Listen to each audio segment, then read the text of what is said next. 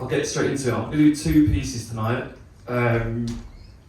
all around my interpretation of freedom. And I think someone pointed out earlier, it's like the freedom to be yourself, which I think a lot of people have sort of talked upon tonight.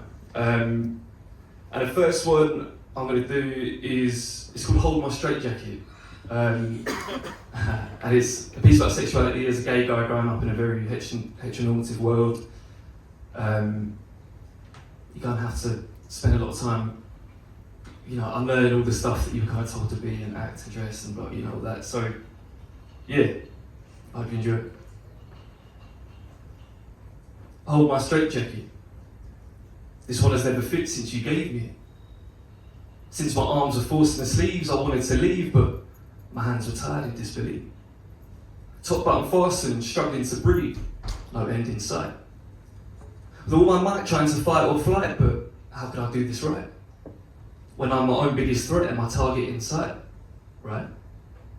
That's what we've been told. Shamed into fearing ourselves is a story we've been sold that who we are is wrong and there's something to blame. We're inadequate, bad, lesser, we're called names, the shame. The shame is you still express surprise that we suppress to survive. Because you press and press until we combust inside, and with wide eyes you still have the cheek to ask, why pride? Let me vent. Probably because I have to think twice for holding hands in public with men, or the fact when we were younger you were out playing but we were playing pretend. Not knowing when or how it would end. Asking again why us and wondering what for. Lying as soon as we stepped out the door, I guess it's hard to keep the truth when it doesn't live there anymore, so hold my straitjacket. I don't recognise the label. This one isn't mine, you made me try it on the size. I wanted to return it ever since I was able, but society holds the receipt. And they buried it outside that box they put you in, so you have to come out every day on repeat to say, I'm just a man that likes man. You label me gay because it helps you understand same-sex attraction, confused identity. You will never relate when you're too focused on what you think it's meant to be, which is straight until proven otherwise. Even though from school days you know you're different to the other guys, so you cover lies to smother eyes. They think they can blame it on the mother ties, like it's got to be somebody's fault. They need someone in that end. As if we just chose to be this, as if it's just something we claim. The gaslighting is blatant. How ironic you get lost when discussing orientation.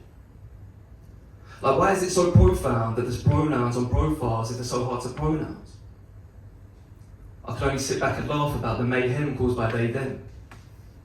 To those who need a day when it was less than black, white and masked femme, so I'll say it again, hold my straitjacket.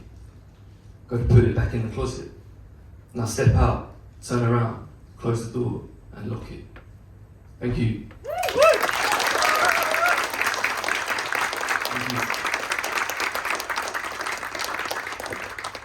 you. And then my second piece, last one is, I wrote it, it's called Growing Down. And I wrote this, I was back at my parents' place, I think Christmas, and when you see those little colouring books you had as a kid, and there was like a character or some kind of line drawing, and I just looked and there's just mad colours everywhere, like crazy, drawing outside the lines. That to me looked like freedom, that was like a visual representation. And it got me thinking, as you grow up, all you're told is like, draw within the lines. Do you know what I mean? And I don't know whether that's the societal constructs or the stereotypes or the labels or the boxes we're put in, or get a 9 to 5, get married, have kids, all this kind of stuff. And a lot of me, I just want to go back to that kid again who drew outside the lines and it was free. So yeah, this one's called Growing Down. Hopefully you can all relate.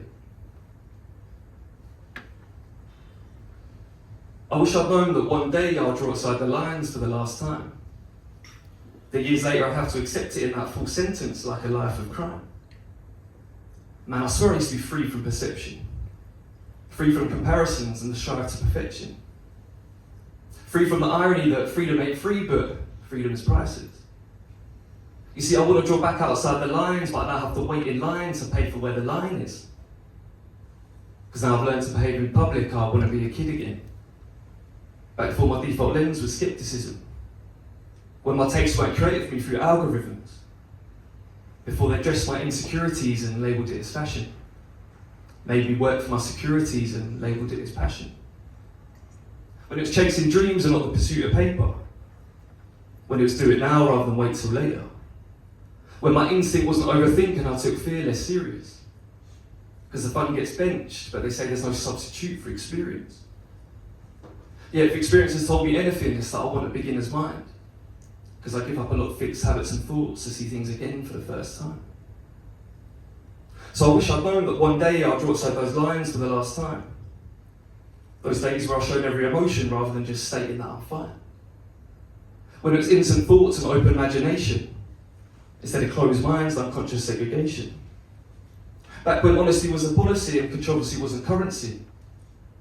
When I didn't used to rush around so hurriedly to destinations unknown that dangled a carrot of happiness in front of me.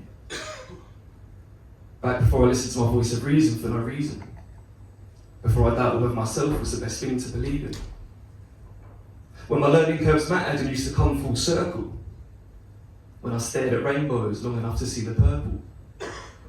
When I felt with all senses and saw through pretenses to live fully in moments rather than future consequences. Because the consequence is I'm craving my beginner's mind. Because I give up a lot of fixed habits and thoughts to see things again for the first time. Thank you. Thank you.